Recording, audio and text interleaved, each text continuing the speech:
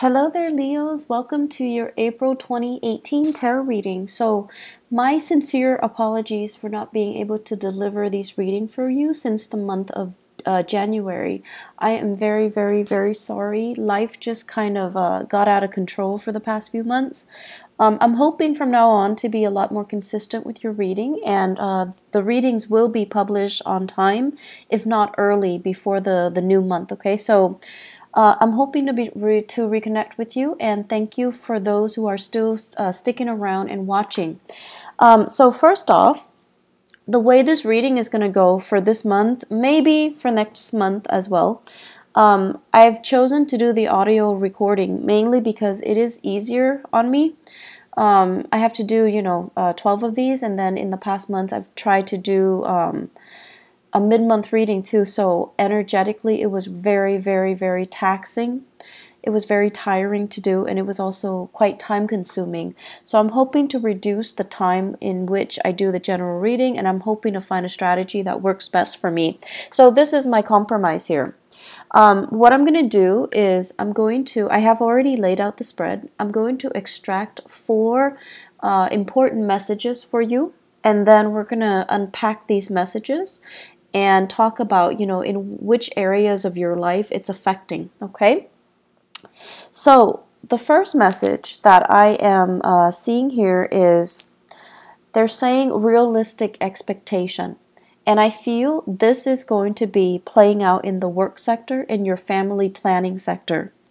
And realistic expectation basically means curbing our sense of illusions or delusions and trying to aim for a more practical route, a more practical solution based on where we are right now. It doesn't mean that, we have to let go of our dreams and our aspirations. It basically means maybe we're not there yet, it'll come later, but for now, let's focus on the here and now. Looking at what's in front of you and narrowing your scope a little bit so that you're able to solve what's in front of you, and then later on, it's sort of like we'll cross that bridge when we get there, okay?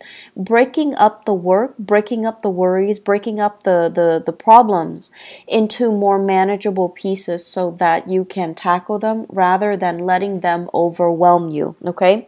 So realistic expectations, realistic solutions. The second message here, it's actually really, really beautiful. They are saying loving companion. So you have a lot of love, a lot of family support, a lot of people in your midst that you can turn to, that you can, seek that emotional fulfillment from, and it give you a lot of emotional support. Friends are out there, people are out there. I feel, though, a lot of the times you are too proud to ask for help. Okay, you are, fire signs in general like to be independent. They don't like to weave a sob story and have other people feel sorry for them.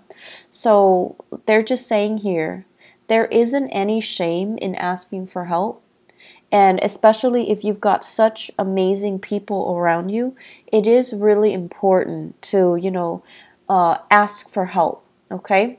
I feel like I feel like they will be more than happy to assist in any way they can, and I don't feel that you're abusing it or anything like that. So definitely ask for help if you can.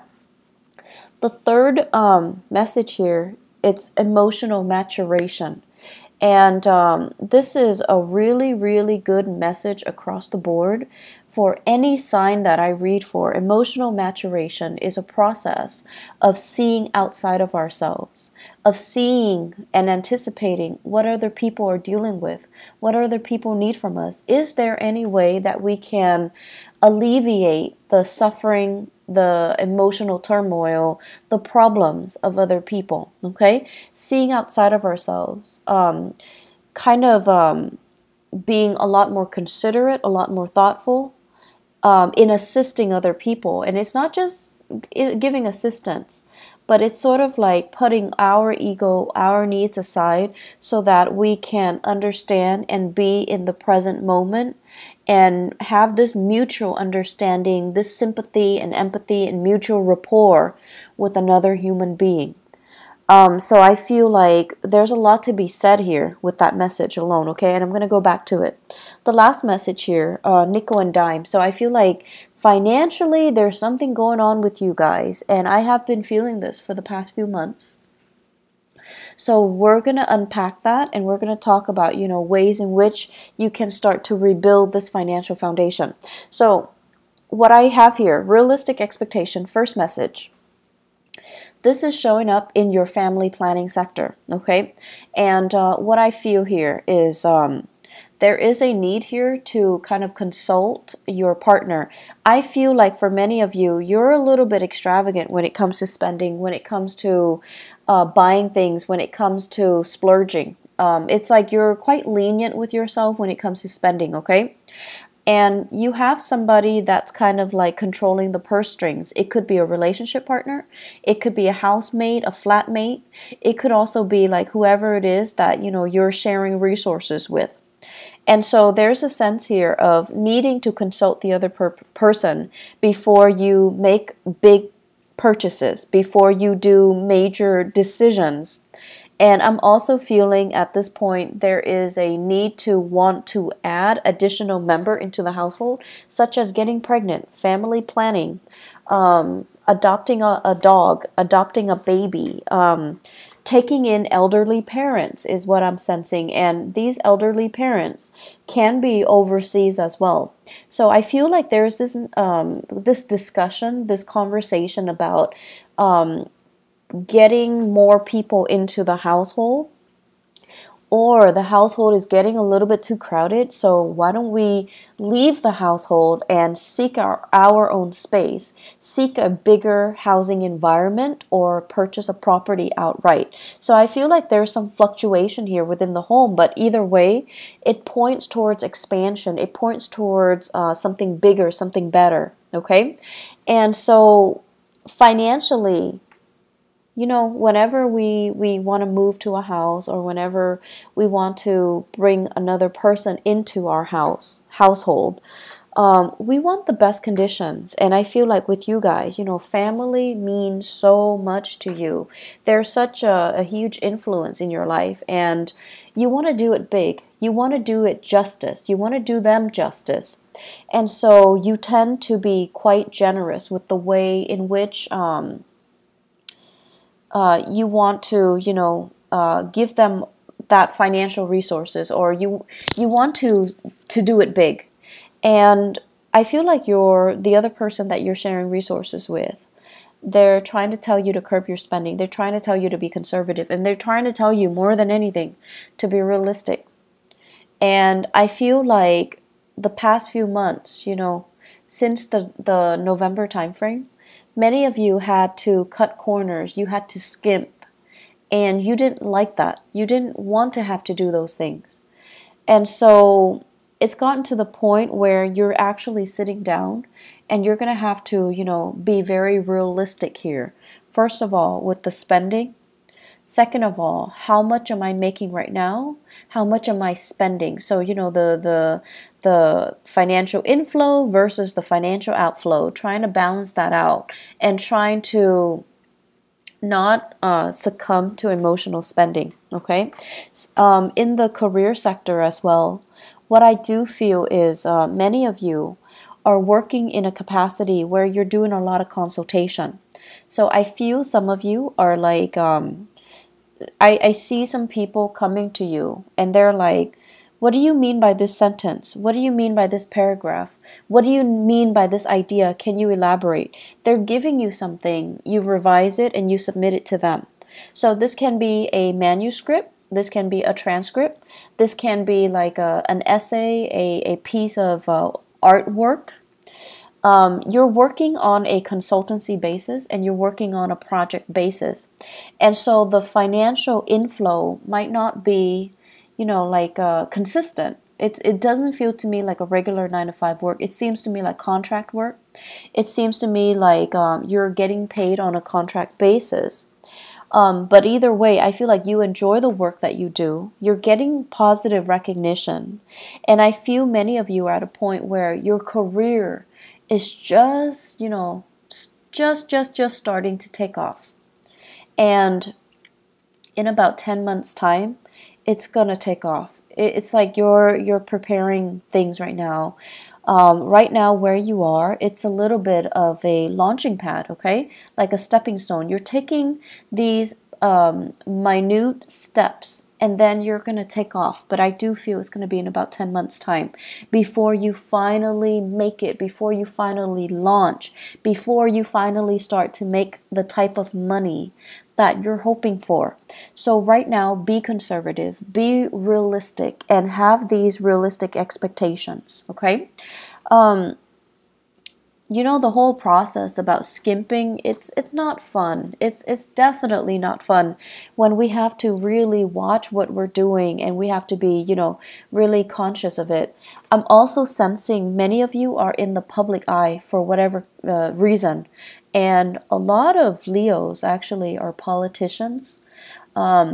Are great teachers as well, orators, lecturers, and things like that. So I'm not surprised that you're in the public eye and you have really strong, you know, charisma and stage presence.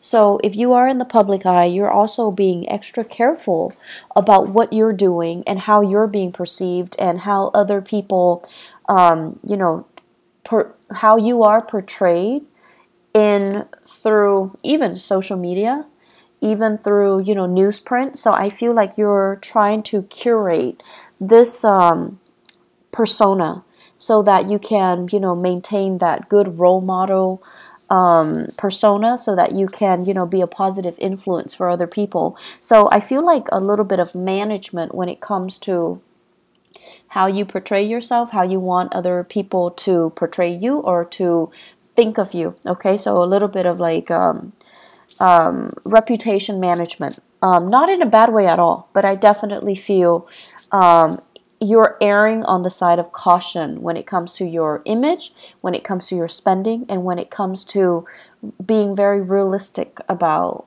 what is expected of you, what you can and cannot do, and being very honest about, I want to say, portraying that to other people. Second message, loving, they're saying as well, loving partner, but they say the first message is loving companion. In partnerships though, I feel like many of you are blessed with a very, very emotionally stable partner. And what's really interesting to me is a lot of the times, you know, So Leo, to me, the sign of Leo, it's very dramatic, okay? It's a fire sign, but it's also ruled by the sun. And I feel like, you know, you thrive in the spotlight, and you guys would make, you and Libras are great, great, great, great actors. You like to, you know, stand up for your beliefs and stand up for the underdog, and really you're quite militant when it comes to the things that you believe in, your ideologies, your sense of justice, and your sense of right and wrong, and your moral compass. You're very, very, very apt about defending what you feel is right, okay?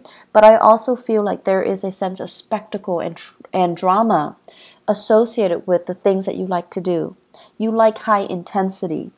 And so naturally, I see a lot of Leo people naturally attracted to a partner that is a little bit milder, a little bit more distant, a little bit more emotionally controlled. And I feel like you're naturally drawn to these people because of differences. But you're also drawn to them because I feel like they make you feel stable. When you're interacting with them, they calm you down. They help to really, really mellow you out. And because they're so calm and so cool and collected, they're naturally drawn to your energy. They're naturally drawn to that sense of drama and passion. And there's just immense chemistry. So you have a partner here that is very, very like, it's like a calm lake, okay? Someone who's really, really, really, really calm, and they're great under pressure, and they never act out of character. They never break that facade, which I think is really admirable. So you have a partner here that is kind of someone who's like, I don't want to say indulging you because that sounds so patronizing, but I don't feel like it has any negative connotation. So for example, I see you guys excitedly, coming home, and you have this latest project, this latest idea that you want to implement, and you're like, talking a mile a minute, excitedly gesturing and telling your partner about everything that you experience and what you're planning to do. And I see your partner sitting there kind of smiling with a little bit of a smirk, because they're amused. They're amused by how excitable you can get. They're amused by how passionate you can be. And they're amused by how, totally immersed you are when you are passionate about something. I feel like that's why they're really, really drawn towards you guys. And you know how when you watch children, when they're really, really immersed in something, they're like so happy. They're just so pure, and just all you see is this ball of joy. And that's what it feels like to your partner when they're observing you do something. They're just amazed by how, I want to say, single-minded you can be when you are really, really passionate about something. And so you've got a partner that is really emotionally supportive. You've got a partner that is, it's like they're willing to go above and beyond just to capture that moment, just to, sustain or recreate or to maintain that moment so that you can be so happy. Okay, like they love seeing that in you, and they're willing to jump through hoops to make it happen, just to realize your dreams, just to make you constantly that happy. For many of you, I feel here you have a water sign, a Pisces, Cancer, Scorpio. This is a person that is really, really, really grounded. They love you, they support you, and they don't feel threatened at all by your achievement. So, needless to say, I just feel like a good partner should never feel threatened. A good partner should always emotionally support us from behind the scenes if they need to, okay? But some couples, it's really difficult for them to share the spotlight. But I feel with your relationship partner, you've got somebody that is really, really, really willing to get their hands dirty, willing to make it through with you, willing to, go through thick and thin with you. So you've got somebody who is really amazing by your side. For others of you, I feel here an earth sign, okay? So a Taurus, a Virgo, or a Capricorn. And I'm sensing so if it's an earth sign, the tendency is like this. You give them all these ideas, and rather than just being quiet, they're going to say okay, you can do this, but you're going to need to change these things. So it feels a little bit like they're poking holes in your theory, and you're going to feel like, but this is just the preliminary stages. I'm just thinking about this right now, and this is not the final product. And so you're getting a little bit defensive. But this person, the way that earth signs operate, they show they care by listening to you and giving feedback. That's just the way they are programmed, and that's just the way they operate. And they're not like the water sign where they can sit there and, support you from behind the scenes or, do anything that you help them. But the earth signs, if you need their help, 100% they will be there, even if they don't agree with you, even if they feel like this is like a pipe dream, it's never going to come together. If you need their help, and if they can be of assistance in any way, they're going to be there. They're going to be the one passing out the flyers. They're going to be, up at 3 a.m. with you, drawing, making posters, painting murals, and things like that. So people show their love in different ways. People show their support in different ways. And so just because one person is like listening and they're not doing the actions like the water sign, doesn't mean they don't love you. And just because, the other person is like poking holes in your theory, like the earth sign, they're a little bit more critical, and they need to make sure that you know what you're getting yourself into, just because they care. That's just the way they care.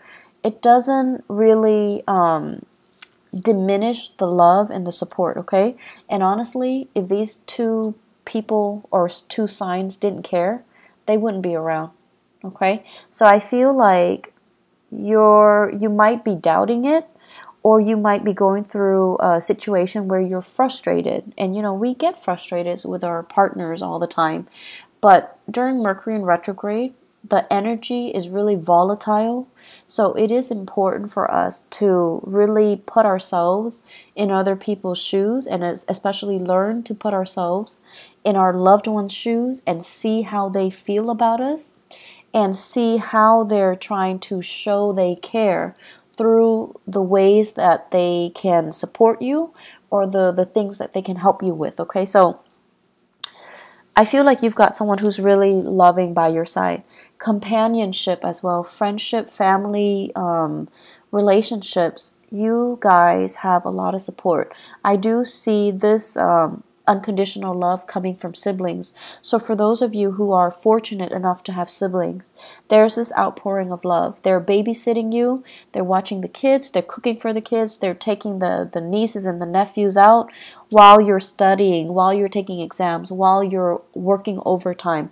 So props to those siblings, okay? I feel like the relationship, the sibling relationship, there is so much love here, and I feel like it's going to make you, it's just going to give you that sense of appreciation that somebody is willing to, go above and beyond to assist you. So you've got a lot of support coming in this month, Leo. There is no reason for you to feel isolated and to feel like, oh, they don't really love me, I'm going to wait for them to reach out.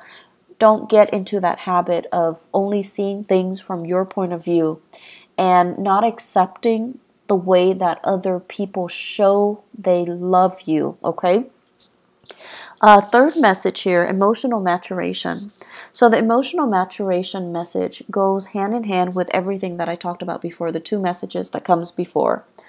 You're at a point where recently, as of, I'm seeing the time of Scorpio last year. So November 2017, things were a little bit rough for you. So I feel like there was a major disappointment here. There were major obstacles and major setbacks. I feel it playing out in your career sector. And I'm feeling it playing out, first of all, let me see, education sector, higher education, okay? I'm also seeing it play out with in-laws. So higher education, in-laws, and that rules the ninth house. So whatever the setback is, you overcame it, and it left you feeling very jaded and very emotionally distraught. If it happened with in-laws, you feel like, I don't know how they feel about me. I don't know if they like me. I don't know if I like them. So I feel that. If it happened in the higher education sector, I feel like you feel disillusioned. You feel like, is this the right field? Am I going to be able to get a good job? I've invested so much time. Am I going to be able to, am I still in love with the work? Am I still in love with the profession? Am I still in love with the subject matter to be doing it for the rest of my life? So you have some major dilemmas or even major like turning points in your life when it came to your career and also education, okay? And when it comes to the career sector, it's almost like you had to, I'm seeing here, the work itself shouldn't be physically taxing, but it was very physically taxing. I see you traveling distances, like huge distances. I'm seeing you operating or working on uneven terrain in areas that are like, it's like you have to be the one to create that trail. It's like you're in a virgin land and there isn't a trail that's already created for you, so you have to blaze that trail.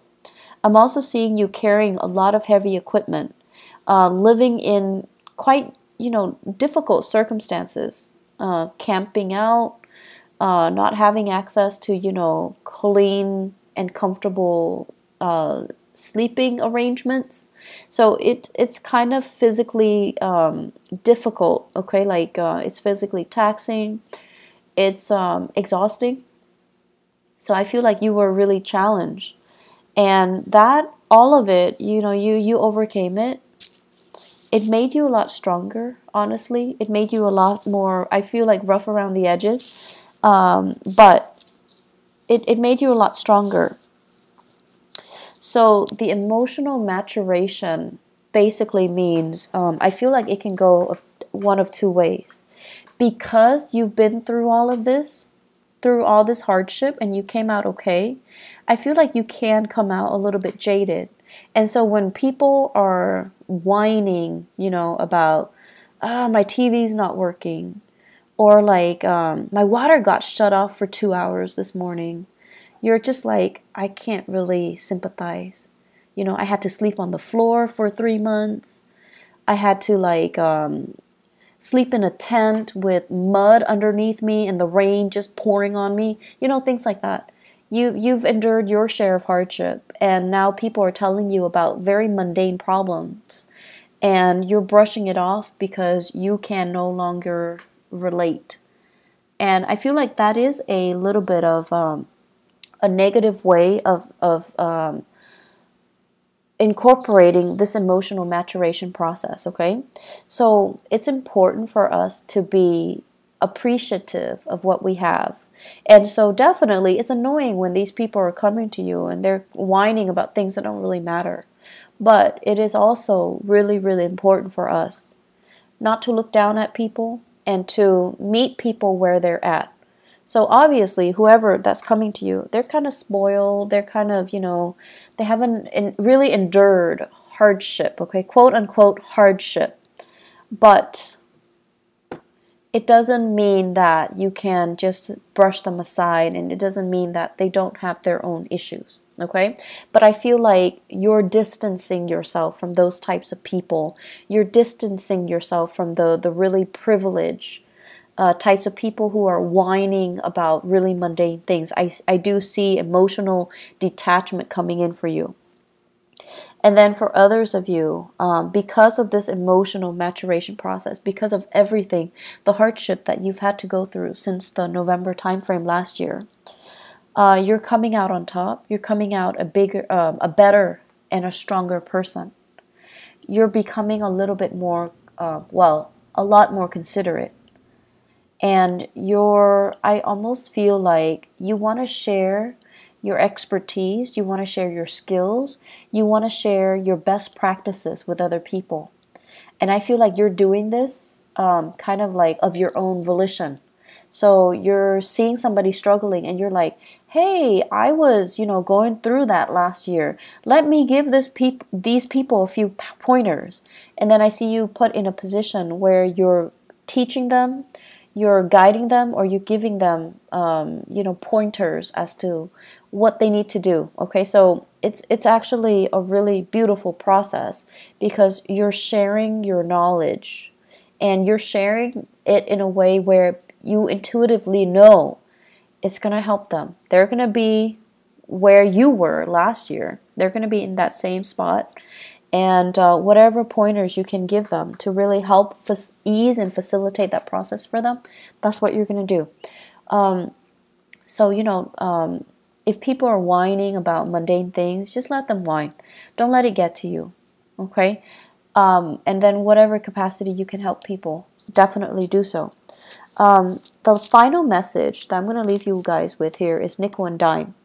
And the nickel and dime isn't so much about being bankrupt or being, destitute.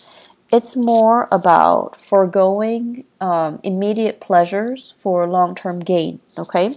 So you're really, really, really, really thinking about, I feel many of you the way that you're thinking about money is definitely going to change for the next 10 months. And the way in which I feel like your framework regarding money as a means to an end and not an end in itself. And I know that sounds really cliche, but it needs to be said. Because I feel like there was a lot of money wasted. A lot of money wasted for the past 3 years. And I feel like some of you know exactly what I'm talking about. Money that came really fast, they left your hands really fast. And I also feel as well, let me see, money that you thought was going to be around forever and ever and ever. Money that it's like it's like a bottomless well, okay? You need it, it's there. You need it, it's there. Or the work situation was so prosperous. You worked and there's that paycheck, but something happened. And then the supply of money or the consistency just wasn't, it's no longer here anymore. And so you're really, really thinking about the building blocks for your future wealth and prosperity. You're nickel and diming yourself. You're being very, very cautious about spending. You're being a lot more responsible. And you're obsessively, checking the bank accounts. Some of you are waiting for sources of funding to come in, and it's getting delayed. Okay? And so it's not a good place to be when we count on something and it's not there. But I feel like it's going to clear up for you. Let me see, 1, 2, 3, 4. I want to say like 5 weeks time. 5 weeks time might take us into the May time frame. Okay, so May. I'm also sensing as well, it's just like the financial situation is a little bit unstable right now. Keep trucking on, keep saving. And I know it's not fun to, have to nickel and dime ourselves and to have to, be super, super conservative. And I feel like the only danger for you guys is you have to do it for so many months before you're just like, F it. And then you splurge, and then you go through, periods of like intense spending. So please be careful about that. Home renovation, that's in order. It's going to be wonderful. It's looking really good. I also feel as well, they're saying here, they keep saying, your siblings, you've got amazing siblings, okay? Whatever you think they feel about you, yes, they think you're stubborn. Yes, they think like, oh my gosh, you are such a, like, they're like a bull, like someone who's extremely stubborn, extremely bullish in their ways, or, just like, they won't listen. So it's like you've got your opinions made. You've got your ideas fixed, right? And no matter what they do, they can't persuade you. Yes, they think of all these things about you, but they do really love you as well. So don't make the process difficult. Don't do that to the people that you love. And they love you. So no matter how much you guys argue, there's still a lot of love there. So approach it with a little bit of compassion, okay? And I want to say, be a little bit more flexible. There is some really big karma here about money. And I feel like until your framework about money changes, and I can tell you till, I'm blue in the face, money is a means to an end. Until that light bulb kind of, switches on in your head, until you truly, truly, truly understand what that means. The financial prosperity that I mentioned coming in the October timeframe, it's going to be delayed. So until you really grasp that lesson. So what exactly does that mean? I feel like you're going to spend from now until the May timeframe trying to figure this out. And once you figure it out, lesson learned, there's going to be huge prosperity coming in the later part of the year, okay? you have some really important things that needs to be worked through and needs to be experienced during this Mercury retrograde cycle. So I'm sensing here that, learning to get your financial affairs in order, having a game plan for yourself, start saving and start rethinking about, how you see money and how you think about financial foundation and financial prosperity. That's going to be really important, okay? So Leos, I wish you all the best, and I'll be back for next month's reading, okay? Take care of yourself and enjoy the rest of this month. Bye-bye.